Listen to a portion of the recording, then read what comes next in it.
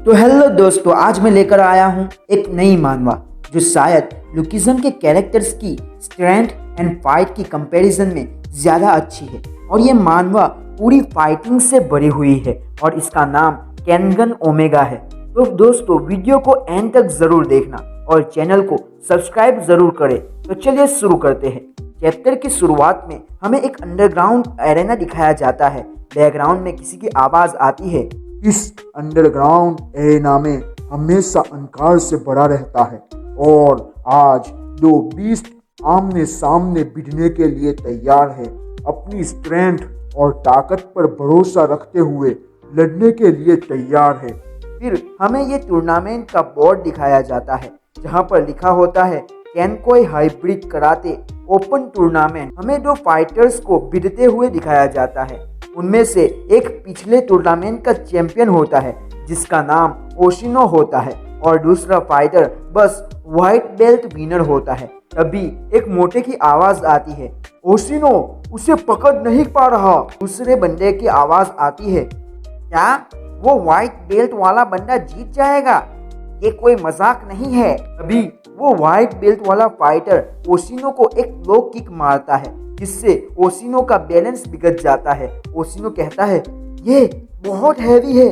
और तभी वो व्हाइट बेल्ट वाला बंदा ओशिनो के सर पर एक बहुत खतरनाक पंच मारता है जिसे देखकर सब ऑडियंस शॉक हो जाती है। तभी रेफरी जोर से कहता है, ये फाउल है। ऑडियंस में से किसी की आवाज आती है, अरे उसने उसके सर पर पंच मार दिया।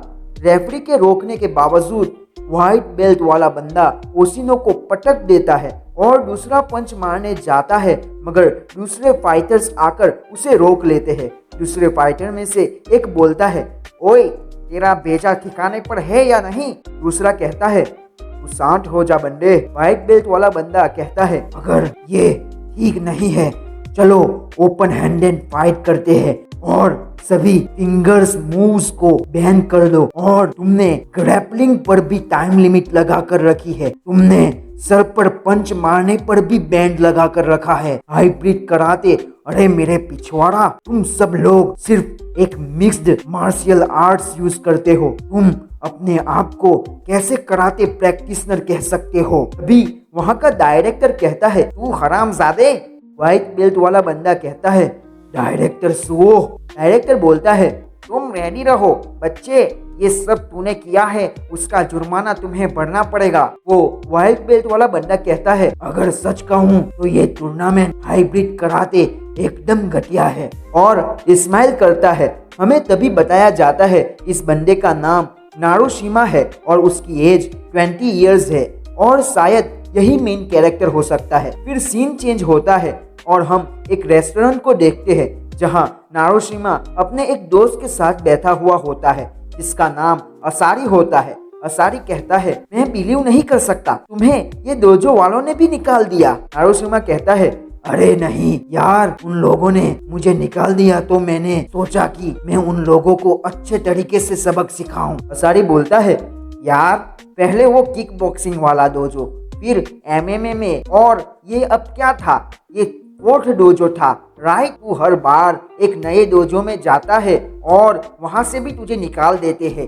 नारुशिमा कहता है, श्योर यार, मैं उन लोगों से नहीं सीखता जो मेरे से कमजोर है। असारी कहता है, कैन ओकाई ऐसी स्कूल है जो बहुत बड़ा है और यहाँ पर बहुत बोलबाला है। अगर उन लोगों ने तुझे ब्लैक लिस्ट में डाल दिया तो समझ ले तेरा इस एरिया में करियर खत्म हो जाएगा। नारुशिमा कहता है, अरे मुझे कुछ फर्क नहीं पड़ता, यहाँ पहले से ही सब कमजोर पदे हुए हैं। असारी कहता है, तुम क्यों प्रो वाले डोजो में नहीं चले जाते? मैं नहीं सोचता कि वहाँ पर ऐसे बंदे होंगे जो तुम्हें हरा सके।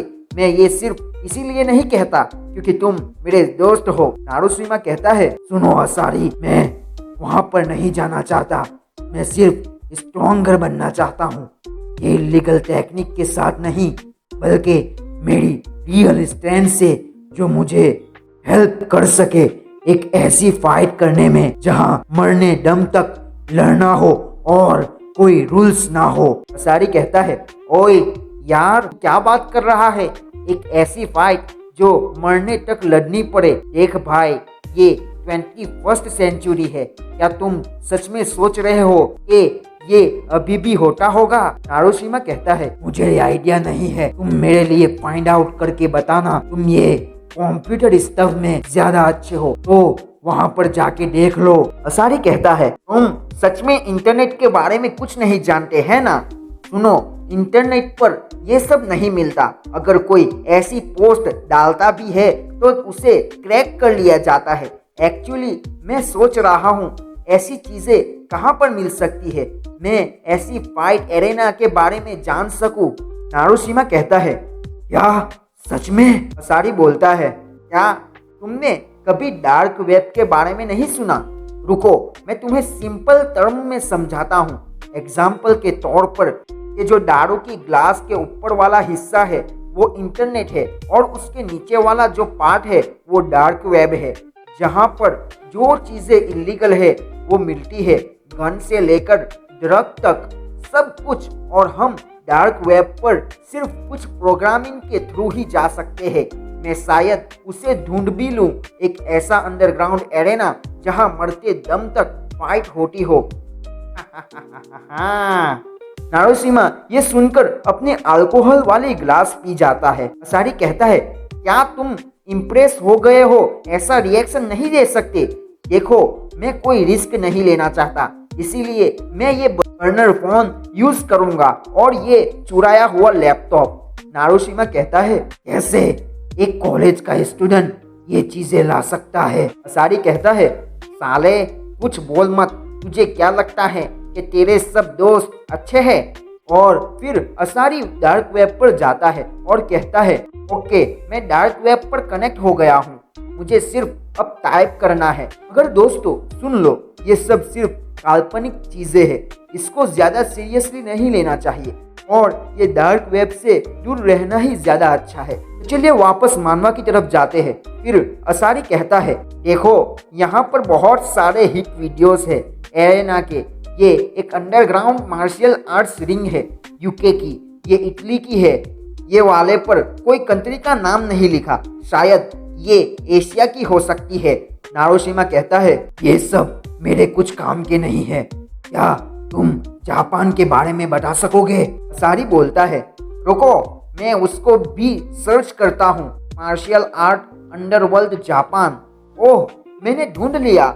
हिरोशिमा, लगता है ये जापान के बाहर है। हिरोशिमा कहता है, ओसुबी नेगाई मैचिस। असारी बोलता है, मुझे लगता है इसे कैनगन मैचिस कहते हैं।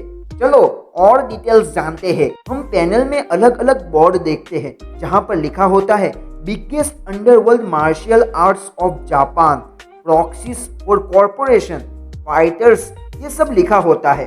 फिर असारी बोलता है, तो कैनगन मैचिस सबसे बड़ी अंडरग्राउंड मार्शल आर्ट्स ऑर्गेनाइजेशन है जहां पर फाइटर एक कॉर्पोरेशन के बिहाफ पर फाइट करते हैं और लोग उस पर सट्टा लगाते हैं। नारुशिमा कहता है, ओह, ये प्रॉक्सी वर्ड जैसा है। असारी बोलता है, देखो, ये लिस्ट है कॉर्पोरेशन जो पार्टिसिपेट करने वाले हैं। रुको, क्या ये सब बहुत ज्यादा पैसे वाली कॉर्पोरेशन है जो मिडिल स्कूलर लोगों के लिए भी है? नारुशिमा कहता है, क्या इसकी कोई वीडियोस है? असारी बोलता है, अरे नहीं, एक है मगर इससे कुछ ज्यादा पता नहीं चलता, ये सब आउट ऑफ फोकस है, मुझे लगता है ये शायद ब्रेस्ट्रल सेकी 82 है। नारुशिमा कहता है, क्या सेकी 82 फाइटर भी वहाँ पर है? असारी बोलता है, लगता है ये फेक है, किसी जगह से उठाया गया है। अभी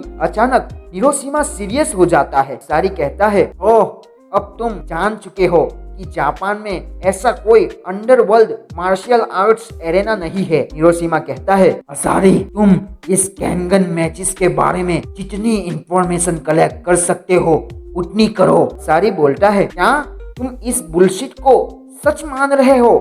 थोड़ी देर शांत होकर सोचो इसके बारे में। ऐसा कभी नहीं हो सकता कि ऐसी बड़ी कॉर्पोरेशन इन सब में इन्वॉल्व हो।